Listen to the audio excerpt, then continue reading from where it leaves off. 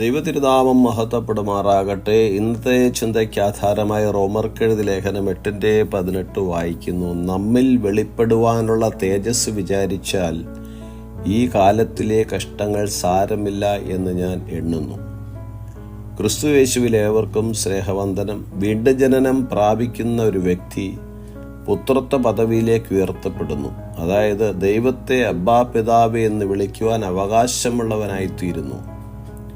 ആ വ്യക്തി പിന്നീട് ന്യായപ്രമാണത്തിന് കീഴുള്ളവനല്ല.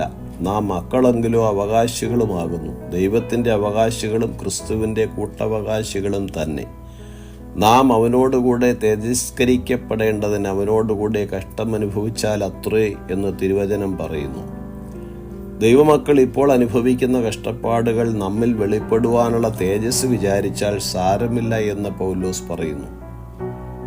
പ്രതികൂലങ്ങളിലൂടെയും പ്രതിസന്ധികളിലൂടെയും കടന്നു പോകുന്ന ദൈവമക്കൾക്ക് ഈ വാക്യം ശക്തമായ പ്രോത്സാഹനവും പ്രതീക്ഷയും നൽകുന്നു. കർത്താവിൻ്റെ വേലയിൽ ശാരീരിക ക്ലേശങ്ങളും പീഡനങ്ങളും ജയിൽവാസങ്ങളും വളരെ അനുഭവിച്ചവനാണ് പൗലോസ്. നിലവിലെ കഷ്ടത നിറഞ്ഞ സാഹചര്യങ്ങൾക്കപ്പുറമായി വെളിപ്പെടുവാനുള്ള ശാശ്വത മഹത്വത്തിലേക്ക് നമ്മുടെ ശ്രദ്ധ തിരിക്കുവാനും പൗലോസ് ആഹ്വാനം ചെയ്യുന്നു. നാം അനുഭവിക്കുന്ന കഷ്ടതകൾ വൃഥാവിലല്ല എന്നും കർത്താവിൻ്റെ വീണ്ടെടുപ്പ് പദ്ധതിയുമായി ബന്ധപ്പെട്ടതാണെന്നും നാം മനസ്സിലാക്കണം. നമ്മുടെ കഷ്ടതകൾ നമ്മിലെ മാലിന്യങ്ങൾ അകറ്റി ശുദ്ധീകരിച്ച് യേശുക്രിസ്തുവിൻ്റെ പ്രതിച്ഛായയിലേക്ക് നയിക്കുവാൻ നമ്മെ സഹായിക്കുന്നു. മാനവരാശിക്ക് രക്ഷയും നിത്യജീവനും നൽകുന്നതിനായി അപമാനവും ക്രൂശുമരണവും തുടങ്ങിയ അനവധി കഷ്ടപ്പാടുകൾ യേശു സഹിച്ചു.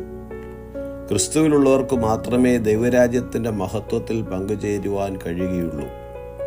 ക്രിസ്തുവിലുള്ള എല്ലാവരും അവൻ്റെ മഹത്വത്തിൽ പങ്കുചേരുന്നതിന് മുമ്പ് കഷ്ടതയുടെ അവസ്ഥയിലൂടെ കടന്നു പോകേണ്ടി വരും. കഷ്ടത നമ്മെ ഈ ലോകത്തു നിന്ന് അകറ്റുകയും വരാനിരിക്കുന്ന ലോകത്തിലേക്ക് നമ്മുടെ ശ്രദ്ധ കേന്ദ്രീകരിക്കുകയും ചെയ്യുന്നു.